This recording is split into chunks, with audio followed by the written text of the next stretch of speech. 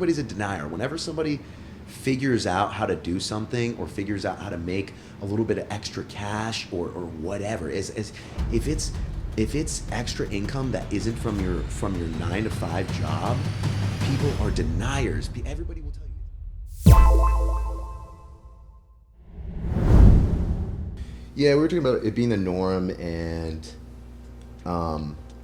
the people that took advantage of it, when you offered. I'm just trying to put into perspective, because you're talking about. I think about that shit too, bro. Right? Like, how many times have I tried to just help people? And also think about it. At any given minute, anybody from Sigma Chi, younger, could ask me, "Could you show me how to do this while I'm in college, so I could come out of college with 50 to 100 grand in my bank account?" And I'd be like, yeah, just because I want to help younger guys get ahead of me, because all I wish I had was somebody showing me how to do it. Yeah. Right? I had nobody showing me. I wanted to figure it out. But without that, help and guidance, right, it's all just been a trial and error. Yeah. Even my warehouse, the systems in there have been total trial and error. That's super difficult. If someone could just have told me, right, because it's not rocket science, but you do have to do the work of figuring it out. I would be miles ahead. Yeah. Miles ahead, right? Yeah. And realistically, what it comes down to is just, you and I both went to the same school. We were in the same fraternity. People's priorities, including mine, were in a different area. Everybody is in college to have fun, have a good time.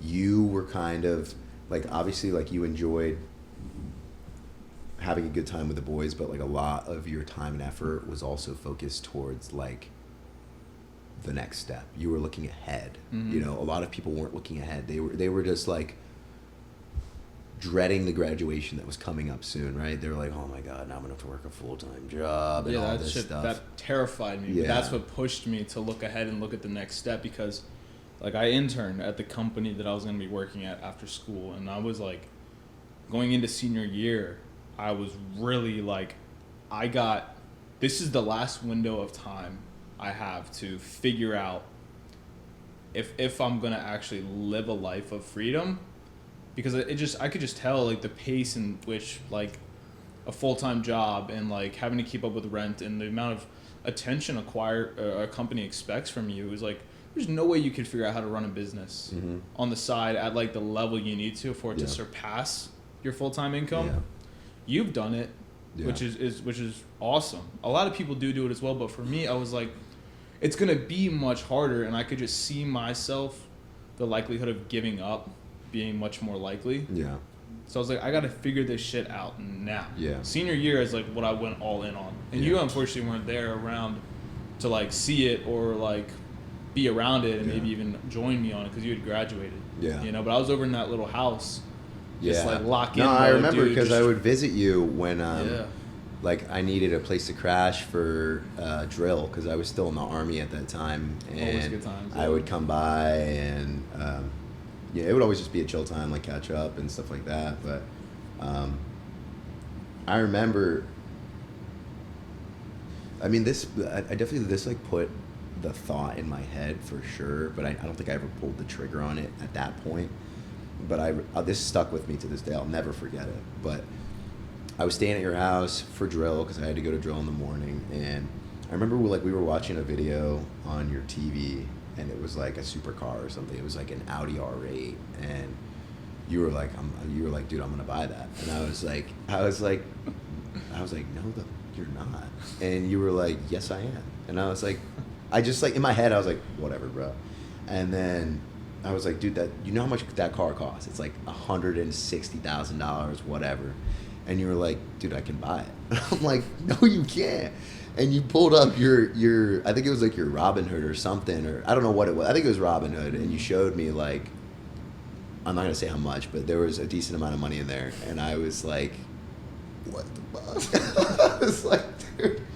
I was like, holy smokes, dude, I need to figure out what I'm doing, man. And that definitely, that wasn't when I started Amazon. It might have been, I might have started an account after that. Mm-hmm. But that definitely planted the seed in my head where I was like, whoa, there is another avenue, and it's not It's not impossible. And I remember nobody believed me after that too, because I told like I told Ben, and I think Mitch believed me, but I told Ben and pretty much everybody except for like Tristan and Wing, and like they were like, yeah, he's got bread. But like when I told like a lot of the guys that like you knew of, but like we weren't like close in the same friend group, they were just like, no, BS, whatever. You know, all deniers. Everybody's a denier. Whenever somebody figures out how to do something or figures out how to make a little bit of extra cash or whatever, is if it's extra income that isn't from your 9-to-5 job, people are deniers. Everybody will tell you it's not real. It's a scam. You know, how much are you doing for it? I'm sure you're really losing money. You're not actually making money. Mm-hmm. Nobody wants to do it. It's always a scam. Anything that makes you extra money is a scam.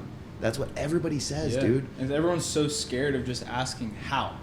Like, and that's what I think is like, what's gonna happen if you just ask someone how, or for advice, or just ask generally how, like, right? I think if people like have how to do it. Yeah, I think people have their ego attached to that. If it's somebody on the same playing field, or someone you were in high school with or in college with on that same playing field, and they're doing better than you, reaching out, asking how you're doing it, somehow in their mind thinks it automatically sets them below. Yeah. But someone that's figured it out, like, naturally want to help people. Yeah. Because it's awesome, you know. Once you can establish that, and people have now figured out how to monetize that through coaching, but ultimately it all still stems from the same urge to want to like help people, you know, want to teach it, want to pass information on. What's up, guys? Thank you for tuning into the video. I want to take about a 60-second break just to explain to you guys why we're here in the first place. I run one of the best Amazon FBA mentorship and coaching programs that provides the most honest, transparent, and straightforward information for all different types of people that want to get started selling on Amazon. If you're a beginner and you have zero experience, that's perfectly fine. I have a system built out that can basically teach someone how to get their business started for less than $100, and someone that's been selling on Amazon for maybe already 6 months or a year and is having trouble getting their business up over $10,000 in sales a month, $30,000 of sales a month, want to cross your first $100,000 in sales a month, we have a roadmap and a system that is input-output that can teach anybody how to obtain whatever kind of goals they want with their Amazon business. Whether that's launching their own product, doing Amazon FBA wholesale and brand direct, and crushing it with some of the easier models such as online arbitrage and scaling a used book business. The potential is limitless inside, and I can say with full certainty that joining this program is the best investment you could possibly make in 2026. For the exact same price, you will make way more money by being inside my community than any stock pick, any ETF investment, any sort of parlay. For the price of getting inside, it is the highest return on investment producing investment you could make. Guaranteed, because you pay one time to get inside and you learn a skill that you will use for years to come. There are people inside that are in their first year of college, people inside that are on their second year of college, people inside that have a mortgage, have kids, have a family, and have been inside for more than 3 years and are still using the same skill that they learned 3 years ago at no additional cost. One-time entry, you learn a skill you will use for years and is a better investment than any stock you could get, any college university course you would pay for that would be even more expensive. There is no better investment, and I am so certain of that if you join and get inside and you do not see the value, I will issue you a full money back guarantee. I'm that confident in the product that I've built and the results that I deliver to people inside. Stop putting off your success when you're eventually going to get around to it and join, because I see people that text me, reach out to me, ask me questions on questions on questions, and then never join, and then circle back a year later and officially join and are just a year behind. Stop delaying your success, make an educated bet on yourself, and let's get started together. If you want more proof and more explanation, head over to the link in the description where you can hear what some of our successful members have to say about their experience, their own story, their journey, and a more in-depth walkthrough of really what we do inside. All right, and so I promised I didn't want to drag this out. Enough said, let's get back to the video.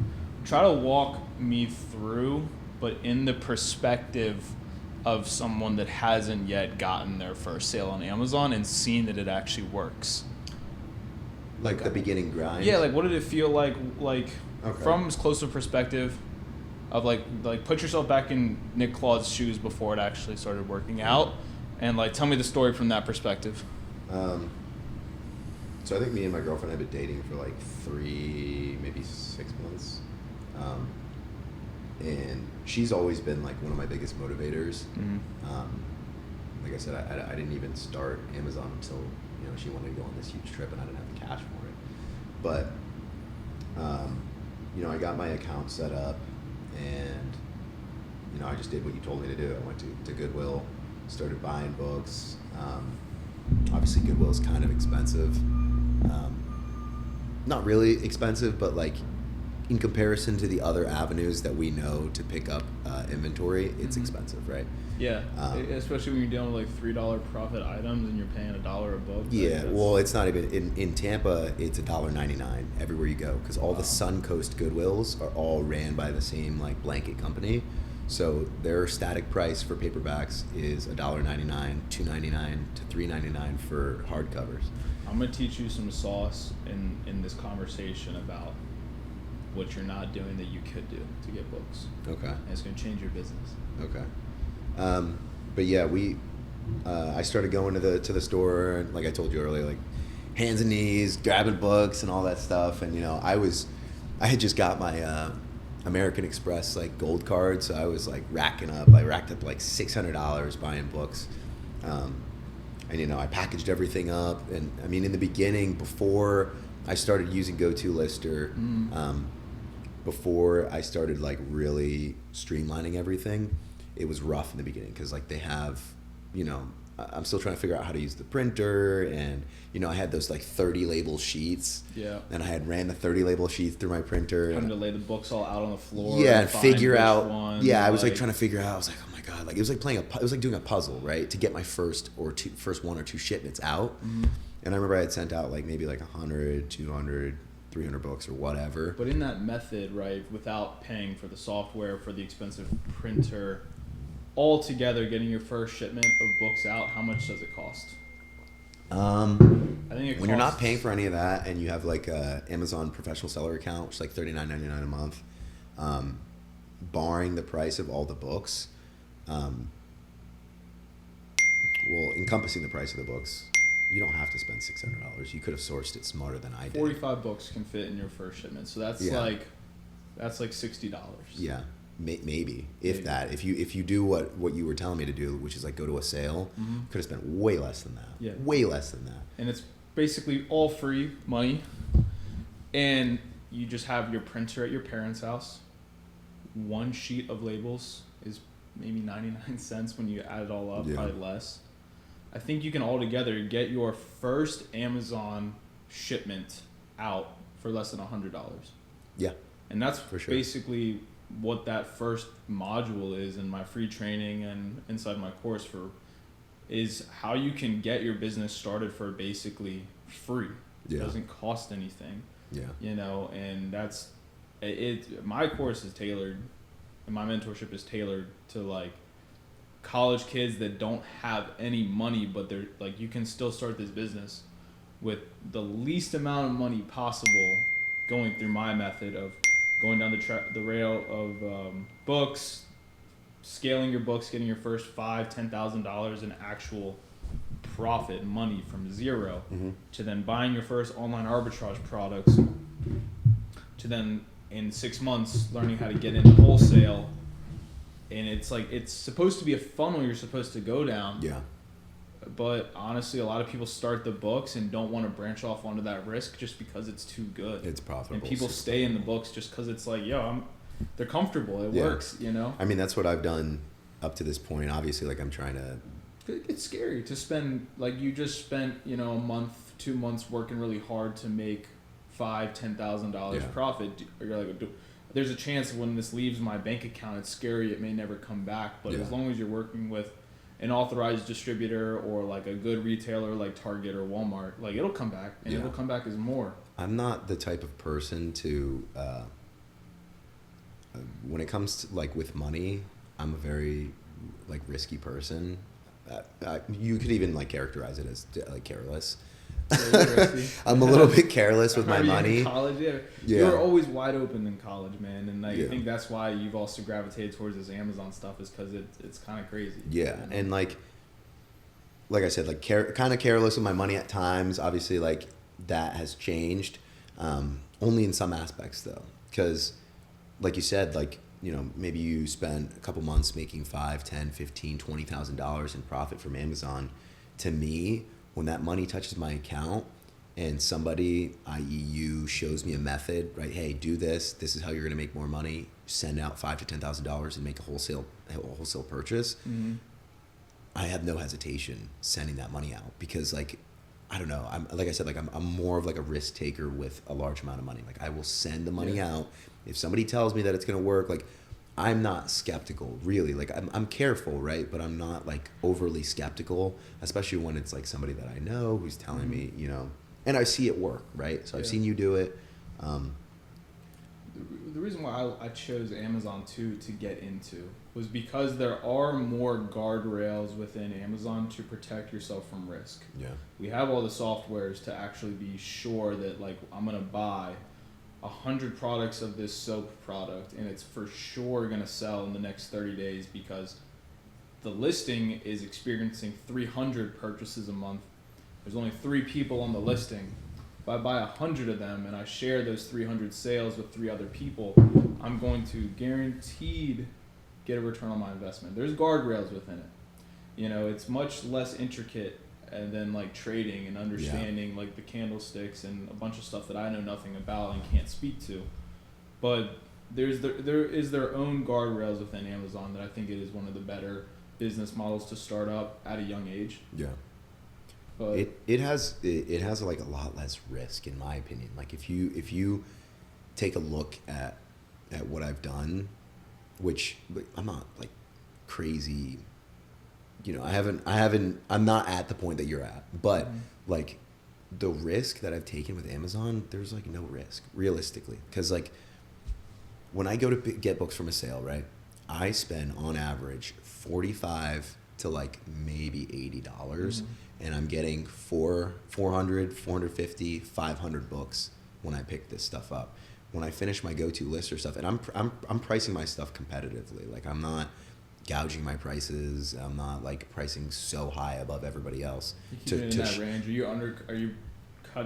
I'm putting it low, dude. I'm starting my prices like $9.50 a book. That's good. I think I'm starting I think my new method going into the new year is going to be focusing more on sales velocity. Yeah. Because I think like my first year doing Amazon, I was scared of getting stuck with inventory. Yeah. So like I was like undercutting the Stanleys and trying to sell them real quick, and I made a lot of money in like certain months just with that strategy. And then into the new year with like brand direct and stuff, I had more money, so I was like, well, we got more budget, we can slow down on trying to sell stuff to like try to sell it for higher prices and waiting for the buy box to jump up and get me on certain products for $3 more. Yeah. And I was making less money trying to wait, and I was sitting on inventory longer, and then I was feeling more pressure to pay off my credit card because we weren't selling as quickly. And then into December, I kind of quickly caught on to that into October, November, because we had a slow month through the summer months when I was trying to do brand direct for the first time and was sitting on inventory longer, stressing to pay my credit card off. Into Q4, I focused more on sales velocity, not profit, and made much more money.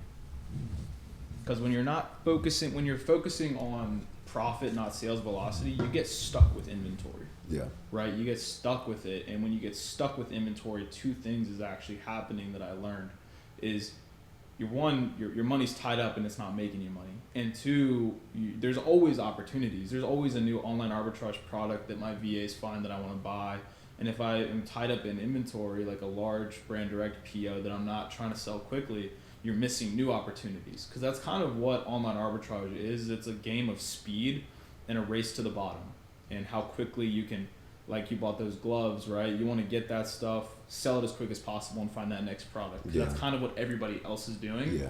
And if you try to wait for profits, you're gonna get dumped with the bag. Yeah. A price tanked listing. They have to sell shit for a loss. You kind of like as soon as you get on a listing, it's just about getting that inventory turned over. Yeah. And I think that's kind of what happened to me with the gloves. It's like I waited too long, and I wanted to make sure that I hit that exact profit. And by having it at that price,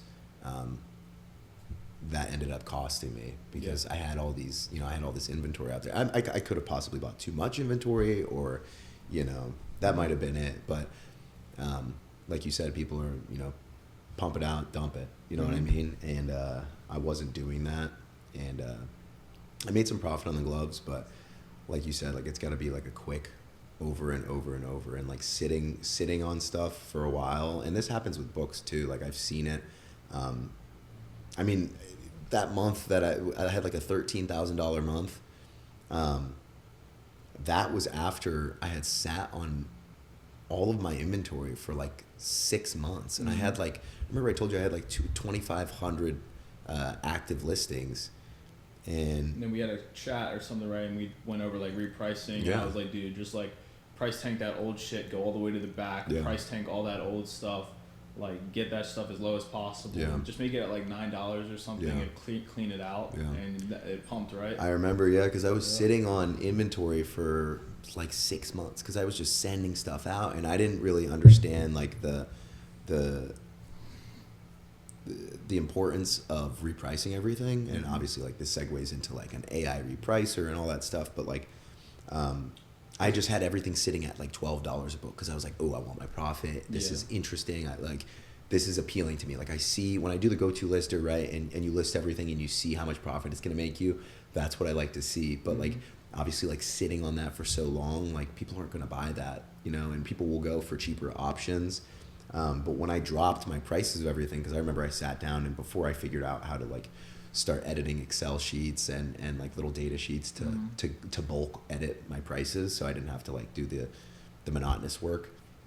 I sat down and I repriced 2,000 items, just like sitting there like tap, tap, tap, tap, 2,000 items. And I remember as I was repricing the stuff, I'd reprice like 500 items, and I start seeing my go-to lister like ding, ding, ding, ding, ding, ding go off, and I started raking in like I saw like $500, $600, $700, $1,000 days, and I was like, what the hell is going on, dude? Man, repricing, dude, it's the game. Yeah, and like obviously like when you're a seller who hasn't been making a ton of sales, and then your prices start to become competitive, Amazon will favor you quickly and give you some of the buy box. You know what I mean? More of the buy box, and you can make more sales.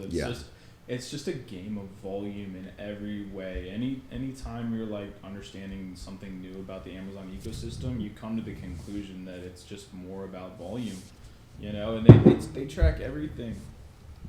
Like your sell-through rate is one thing I want to get into next. But like your sell-through rate, your pricing, are you like they track, like I sometimes think it even gets to very, very levels you wouldn't even think about, like how quickly you respond to a customer. I'm sure they take that into account. Yeah.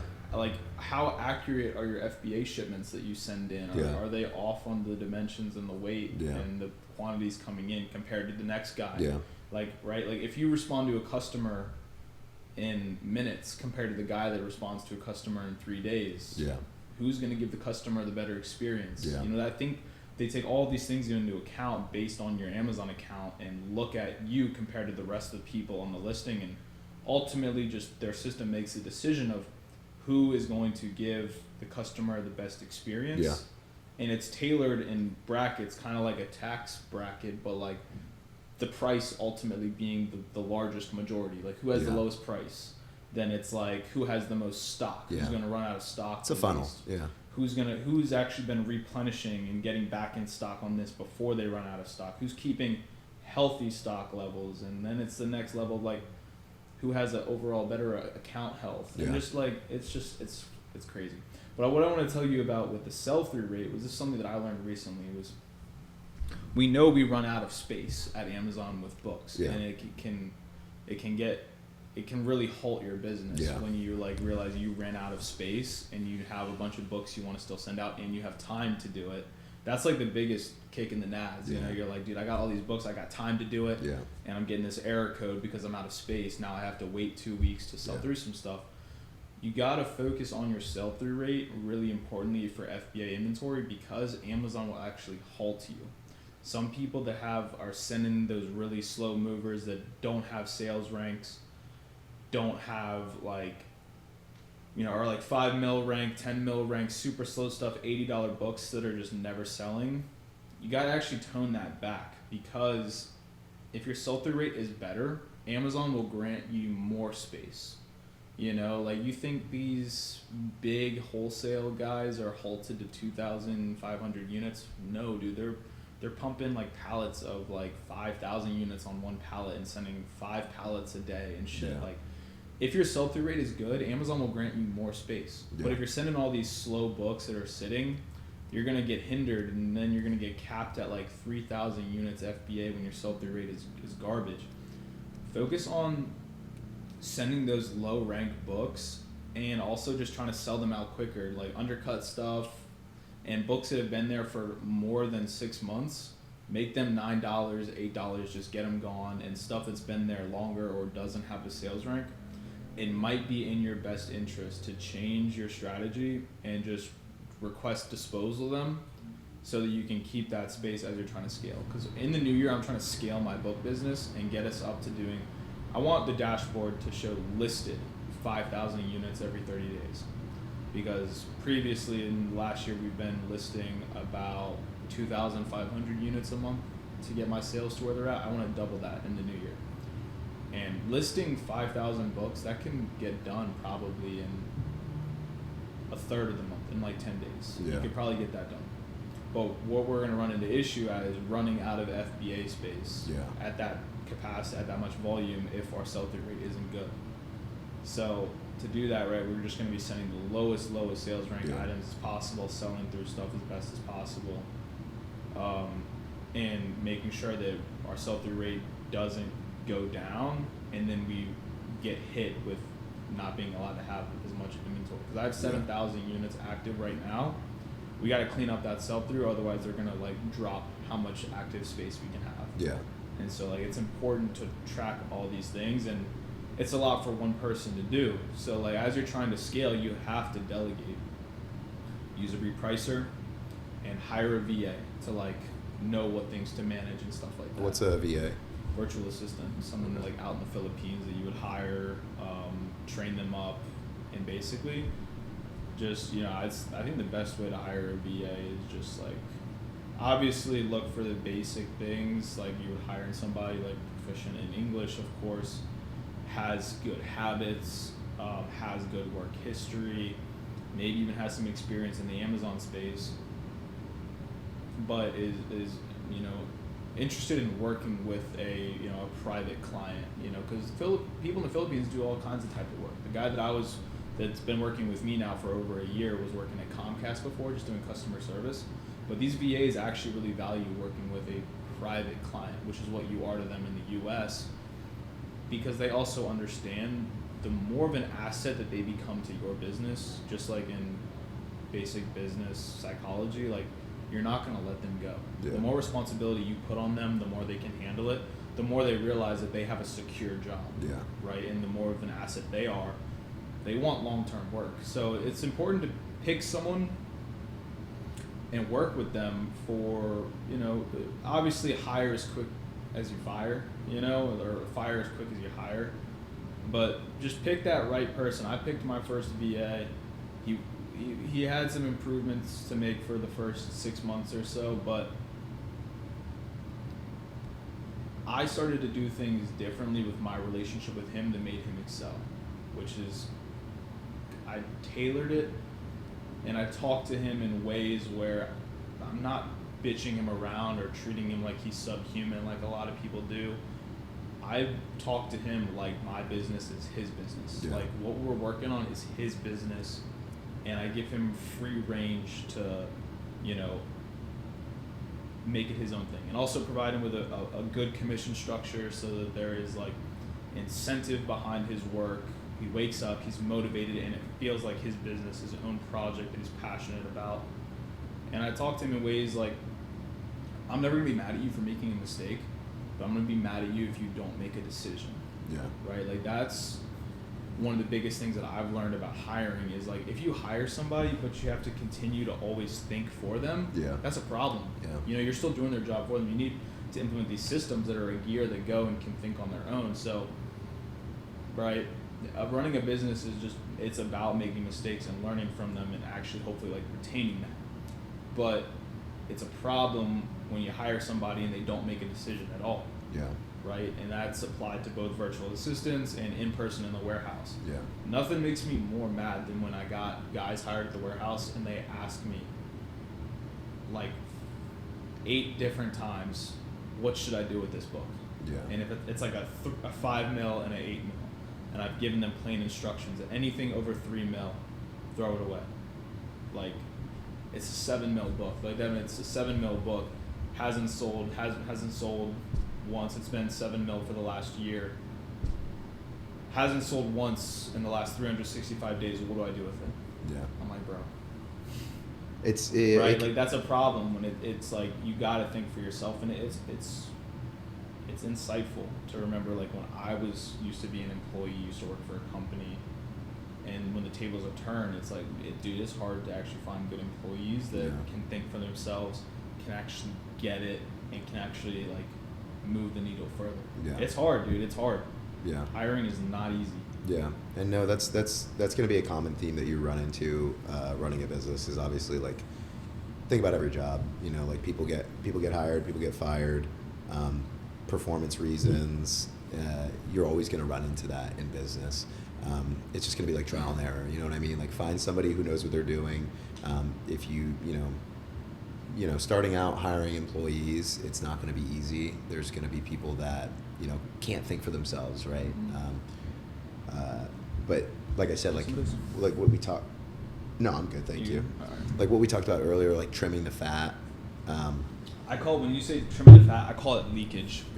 Leakage in your business. Like imagine your business is like a block and it's got water in it and there's like cracks and you start dripping money. That's like not shipping a product out on time and getting an A to Z claim, or selling a book in a quality that it's not actually in, and you get a return. You have to pay that $4 in that return. That $4 is that leakage. If you can patch that up and fix those problems in your business and prevent that leakage, you will have way more money in your pocket at the end of the year. So, what is like? I mean, like business aside, what is a goal that you have for yourself in the next, I don't want to make it too big of like a window, but like maybe in the next 5-10 years? Because like a lot of people, 10 years is a big window, but like a lot of people when they're young, like you and I, like when you start to make more money, obviously like we know people in Tampa and people in other areas that are making a ton of money. A lot of it goes towards, cars or designer clothes. Like, is there room for that in your mind? Like, is there something that, are you looking at a house? Are you looking at properties? Are you looking at purchasing other small businesses and being like a multi-business owner? Are you looking at, is there like a car that you want to get? Are there like special toys you want to buy? Do you want to get a boat? Like, what are you looking, like what is your why? Other than like the business bringing you fulfillment and like having your own thing that you do, how are you going to play? I think I need to think a little bit more about that. I don't think I look too far ahead at the moment. And I think I stop and ask myself that sometimes, like what even is my why? Right? When I started doing the coaching, I was really passionate about like wanting to help people, because I had just finally been able to no longer need to work a job. I paid my rent. I comprehended that I had did it, right? Like, saying you want to do it, actually doing it are like two different things, but then actually also comprehending like, look around, like I actually did it. That doesn't come until some time after you've actually done it. But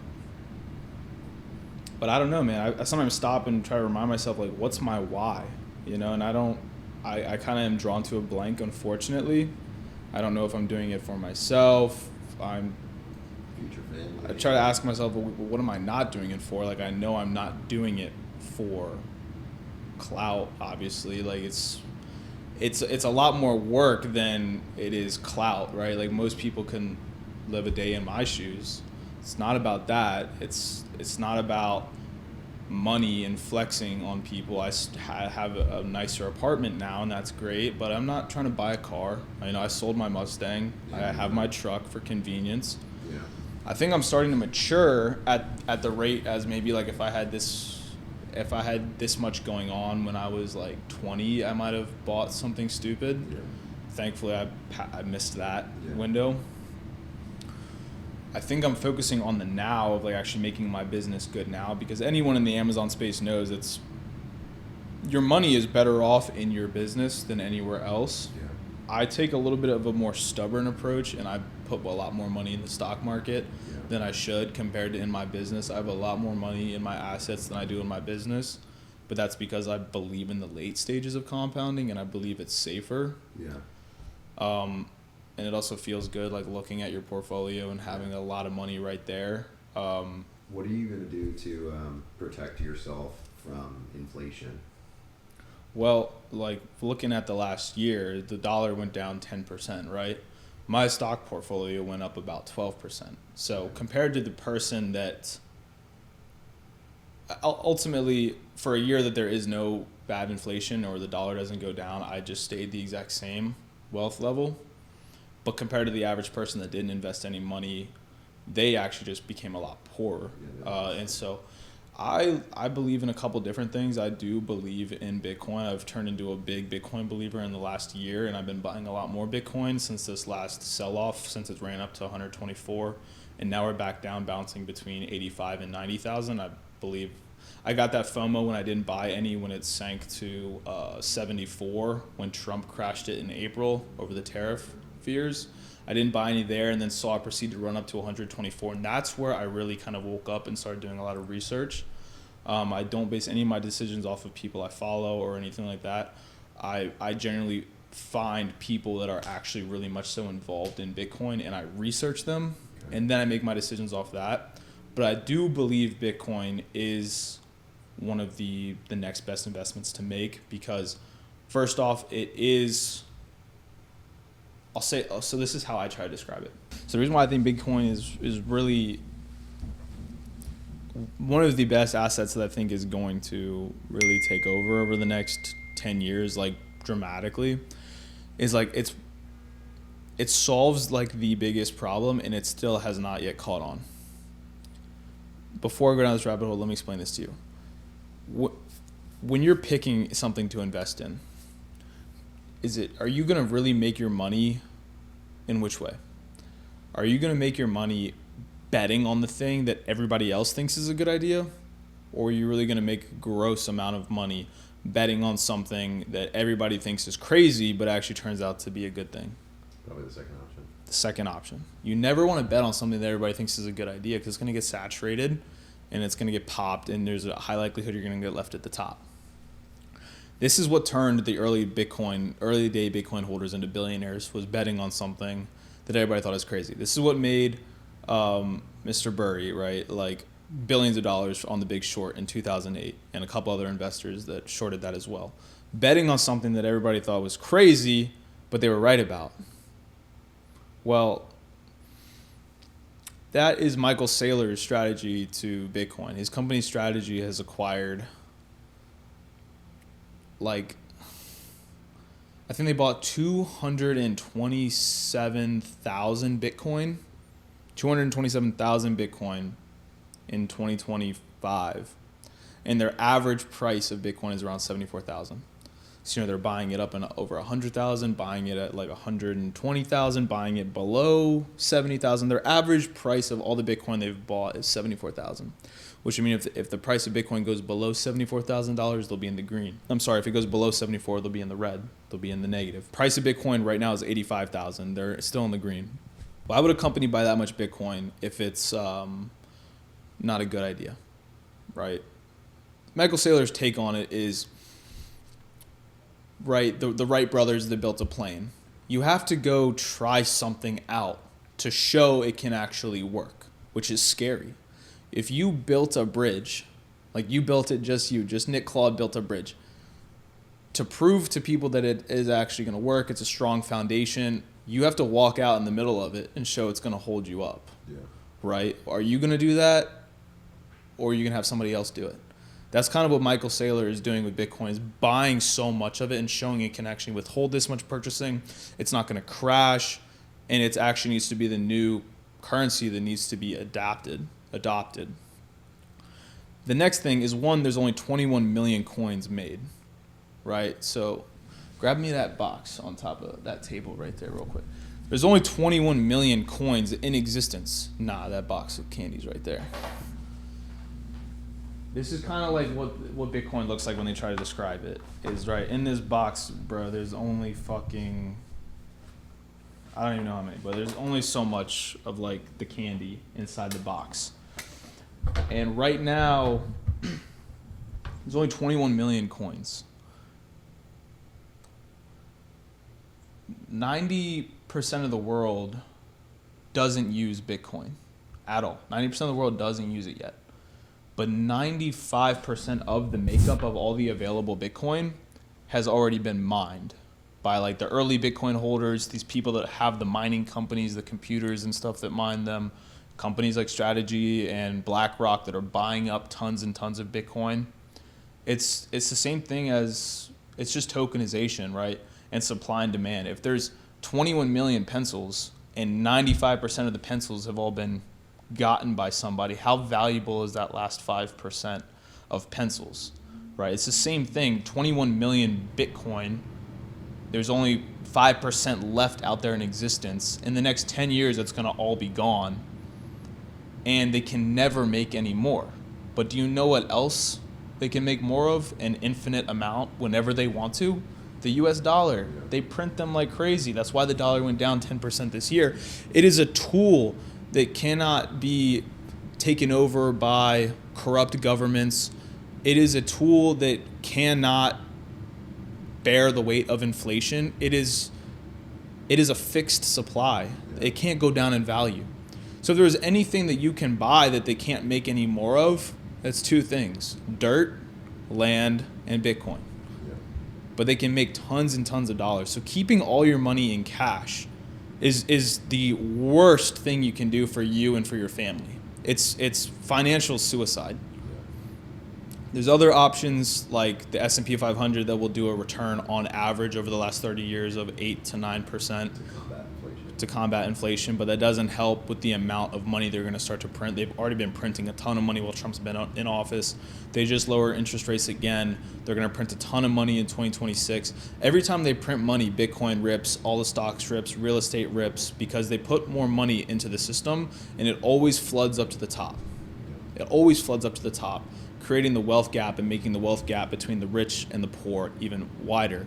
But the best tool, especially when looking back on history now, Bitcoin has been super, super volatile, with it having huge swells of up 50%, down 60%. But when you add it all up and space it out over, I think, since like when Bitcoin came out, it has had an annual return on average of 50%, just experiencing huge swells. The traditional investor likes a 10% return they can bet on year over year. The riskier investor likes Bitcoin, but they understand that sometimes their portfolio might be down 60%, which is terrifying, but understands that nothing can really beat the way Bitcoin is going to appreciate over time. But with that proof that I just explained of 95% of Bitcoin not being adopted yet, 90% of the world not adopting Bitcoin yet, with only 5% remaining, what's going to happen to the value of Bitcoin when everybody decides and understands it and fucking floods to it in an instant? It's not going to happen slowly. It's going to be like a panic to Bitcoin.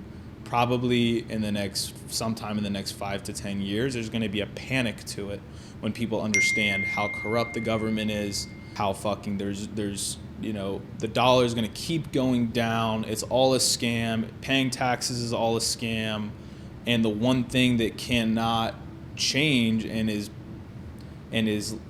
bulletproof to inflation is Bitcoin. and everyone starts paying for Bitcoin in stores, everyone's going to flood to it. Yeah. With there only being 5% left in existence, and maybe by that point there might only be 3 to 4 to 2% left at that point, maybe. What's going to happen to the value of it when everybody, it's going to fucking skyrocket. And that's why Michael Saylor says you're getting a 90% discount on $1 million Bitcoin. They said it would never make it to $10,000. They said it would never make it to $50,000. It got up to $124,000 a coin this year. They certainly believe it's going to be worth $1 million per coin in time, within our lifetime. And today, you can buy one Bitcoin at a 90% discount. That's how you got to look at it. And so, where do you want to put your money? Yeah. Keep it in dollars?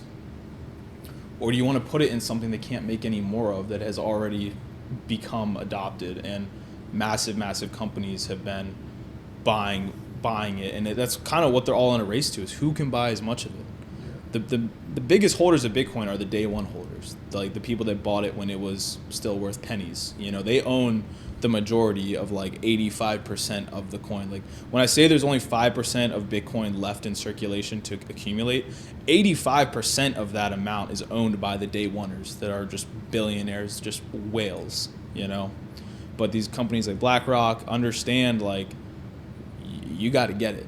You got to get it because it's catching on. And also they understand that if they get it, they have control. They can regulate it if they own as much as possible. Because that's what they all did years ago. What I was saying before this thing cut off was, what they did at first was they dismissed it, said it was a scam, bought massive amounts of it, laid their foundation at discounted prices, and then tell everybody, get it, it's good. Bring on the retail to inflate them up in their positions, and then they will exit out. But that's where people start to question Bitcoin. Is like, everyone buys an asset to one day sell it for cash. Everyone buy a house, buy a stock, buy a product to flip. Everyone buys something to turn around and one day sell it for a profit. But Bitcoin's a little bit different because it's a tool. It's a new currency that you would buy and resell. So this is the one asset that you don't technically really buy to resell. Yeah.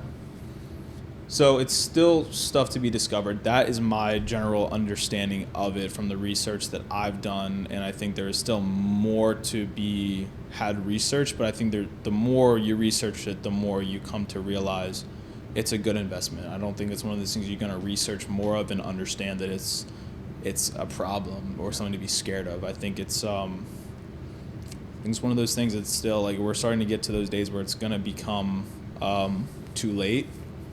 But, right, like I said, look at it like you're getting a 90% discount on $1 million Bitcoin today. Yeah. So, change the flow of things. What is something that you think that I should do, and like a lot of other new Amazon sellers should do, to catapult their business into something that could maybe mirror yours? Knowing where I'm at right now, where I'm pulling in like $2,500 to $3,000 a month from profit from Amazon, while also working a full-time job. What is something that people can do to like catapult? Yeah. I think it's how you look at your business, and I think the best way to try to look at your business is every day when you're working, when you sit down at your desk to start working, ask yourself this question: is the work that I'm about to do hunting or building? Because it's not a fun place to be with these Amazon businesses constantly hunting for the next lead or the next SKU. You want to be building products that you can replenish. That's building a business. Chasing an online arbitrage lead that's a quick flip and dump, you can make money with if you are just buying tons and tons of different products, but then you're running the risk of running into issues with account health. Versus if you do a ton of outreach all year, and your first year doing brand direct, you make it out with like 3 solid brand direct relationships. Okay, well, you built 3 solid reoccurring revenue streams with each one of those brands. Same thing, going to book sales and stuff, it's super great profit, best place to start. Do it for, it's hunting, and it's a lot of hard work too. But I think it's foundational. It's the foundation. Like, to build cash, like, you got to do it. Like, if you're if you work a job, it's hard to do brand direct and give it the attention it deserves. Brand direct's one of those things I think you need to go like full time on. But all of it is as well. It's just pick which route you want to go in. But if you're trying to actually grow a business and catapult it, try to figure out are you hunting or are you building something? And you can build. Really, the only way to build with Amazon is with relationships. So you know, probably brand direct. Or wholesale suppliers. Okay. You know, like you can get a wholesale distributor that has healthy and good supply chain, and you're building with that because also the wholesale market changes with distributors.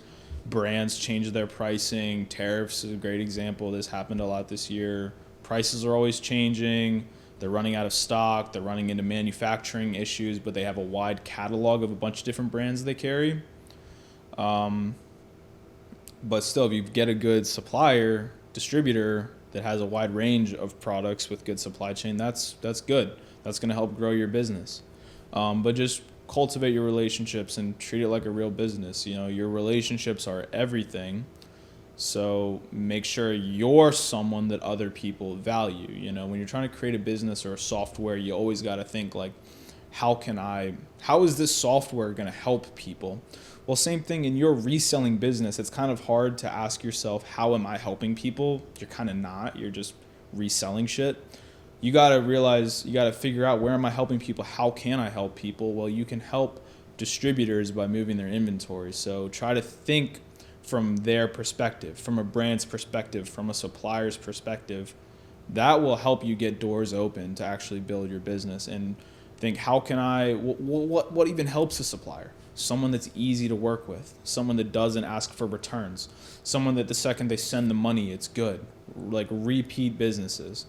Quick and easy, saying the things that they want to hear, and being someone that they value in their book, that understands the wholesale space, is like respectable, professional, and just not someone that's not a problem. You know, like these suppliers get people that do business that are just one and donesies, come and goes. It's a lot of work for them to open up an account, build that rapport, for them to go place an order, get it to you. It's work. And so it has to be a substantial amount of money per every order for it to be worth them. If you're coming to them with a $1,500 order, like they're not going to value you. If you can actually build a plan and come to them and say, hey, I really want to actually spend some money with you guys. Like, can you sustain this amount of volume? Can you buy this much from your brands? Like, being transparent with them. Is it okay if this goes on Amazon? Get accounts where they know you're doing e-commerce. People try to lie and stuff, and then you're kind of still hunting, because it's a matter of time until they find out and you lose that account when you're telling people you're not selling it on Amazon, but you are. They're going to close it when they find out. Brands do research yearly. They might not do research for a couple months, but they'll go back on their listings at some point and be like, who's this seller selling this? Then they'll check with their suppliers and see, like, get a hint that this supplier is selling it to you. If you've been lying to your supplier, they might get mad at you, close your account. But what they're definitely going to do is stop selling you the product, because they're not going to lose the account with the brand for you. Just be transparent. Right now I have 3 brands that I work with directly. I have a ton of accounts opened up with brands that I don't actually purchase from, because they're just not good. But I have also 2 or 3 good suppliers that know I sell on Amazon. And that's the best way to create a business that you're actually building. You're not hunting, and you're setting yourself up for long-term success. Okay. So what would you say that for somebody like me and other people that are still building with books or whatever it may be, maybe they're still kind of like hunting with they're still hunting with arbitrage and stuff like that. What's a good goal post to reach liquidity wise before you start to even think about reaching out to try to make a relationship with a supplier? Because you said that if you reach out with peewee purchases, they're not going to take you seriously. They don't see any value in making a lot of money off of you because you're not, you know what I mean? So yeah, what's like, give us like a goal. I think this is what I kind of did, because business has to always be moving. It's kind of, you're going to you're going to get lazy and give up and not stay consistent if you're like, let me get this certain amount of money and then let me start doing outreach, and then you're going to realize outreach isn't working instantaneously right away. It might be 60 days. You still may have had no luck. And then you're going to give up and you're going to just go back to doing books. What I would say is manage your money properly and hire a team that's going to build you for success. That's kind of what I did and have been doing for the last 2 or 3 years. Is I hired a virtual assistant, and I have him doing a bunch of different things, but also understanding how my whole business works. But I pay him just a salary from my book profits just to do outreach. And we do a ton of different outreach. We do outreach to get new book sources, to get new books. We do outreach for wholesale distributors. We do outreach for brands directly.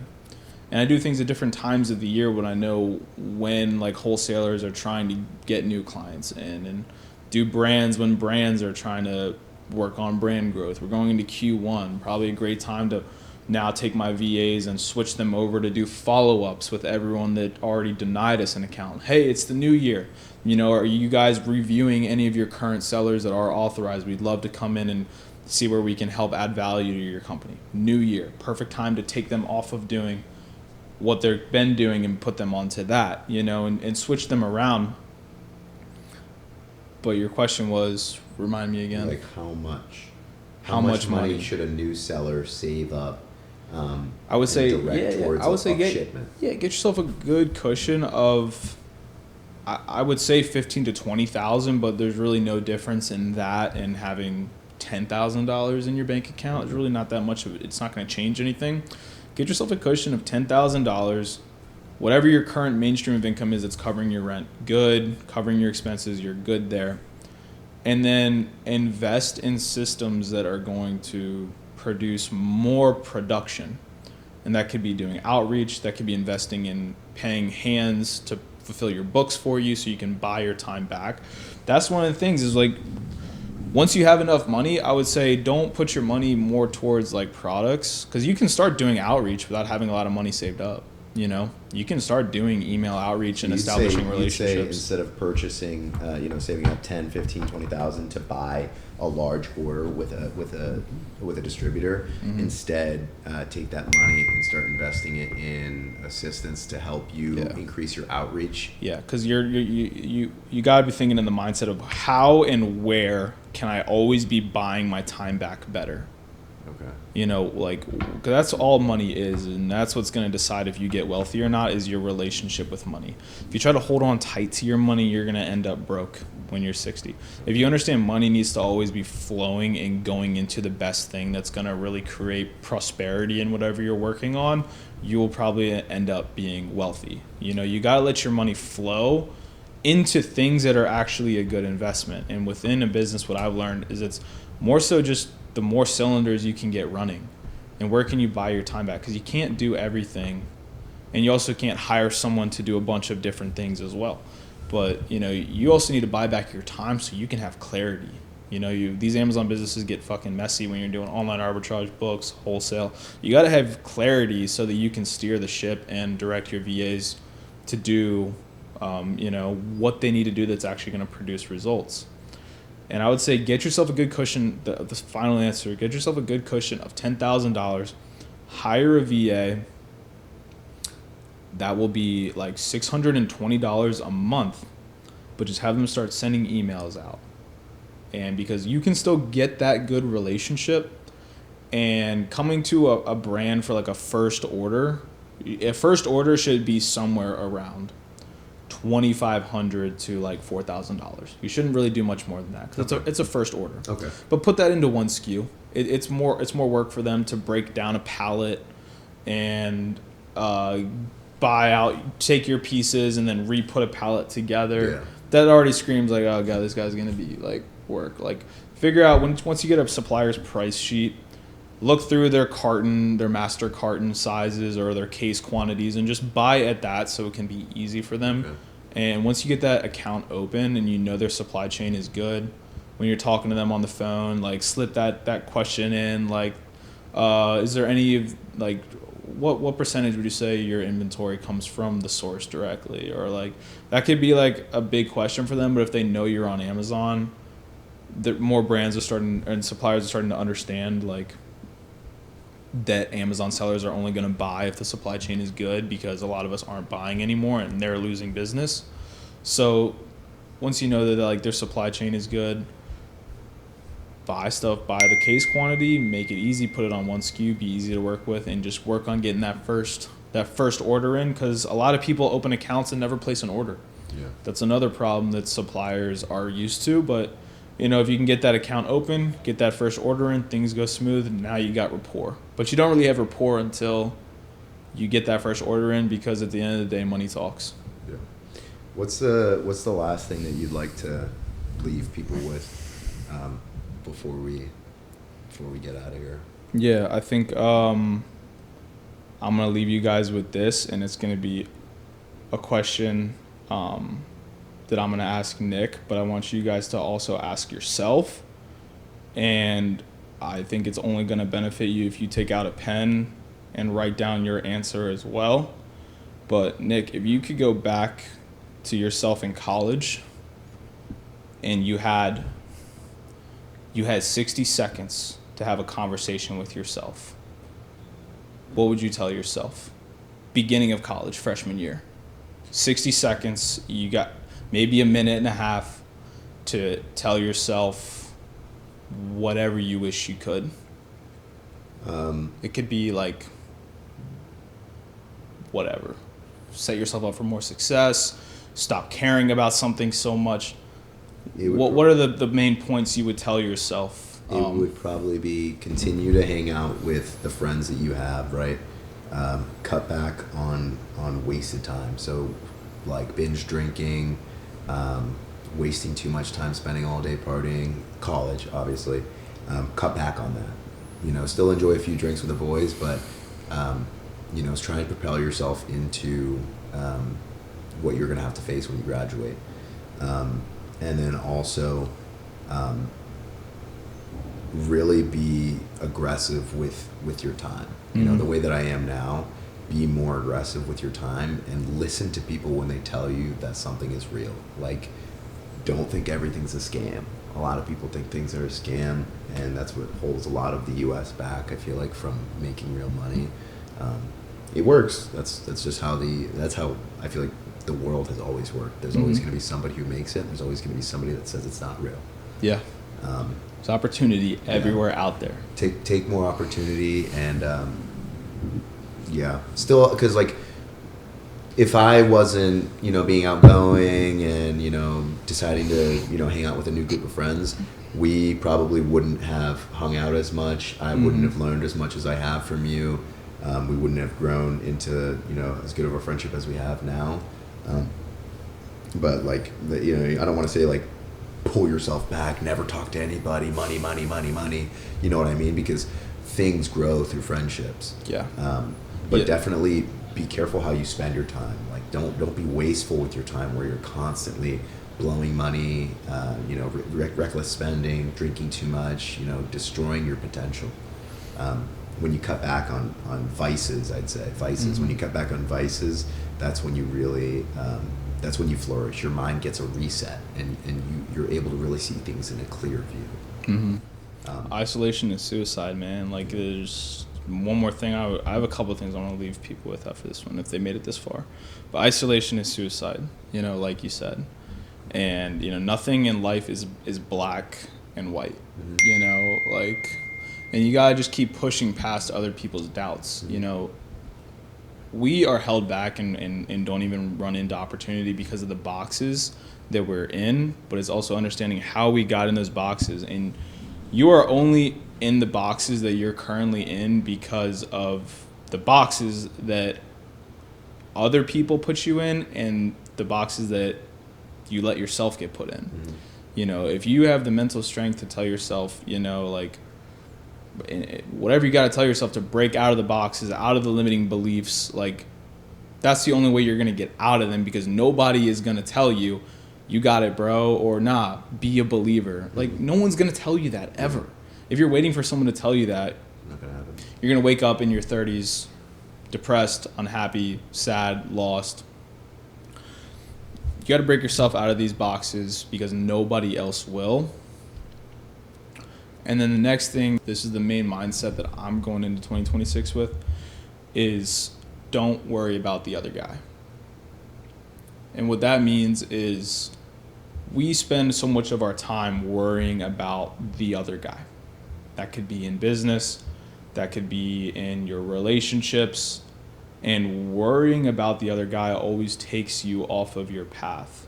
And what I mean by that is, right, like, this is the way I see it, because I've done this. I've worried about the other guy that is doing $100,000 a month in Amazon sales and just wondering, like, what has he got going on? What is he doing? Where is he getting these products? And trying to sniff out his opportunity. And when you do that, you just find yourself astray, yeah. Never actually getting the results you want. You'll never know. And anything that you do find out is just going to be their nuggets. Yeah. You're following behind this guy that you're worrying about, and yet there's all this other opportunity all around here you're missing. Your head is down on the other guy.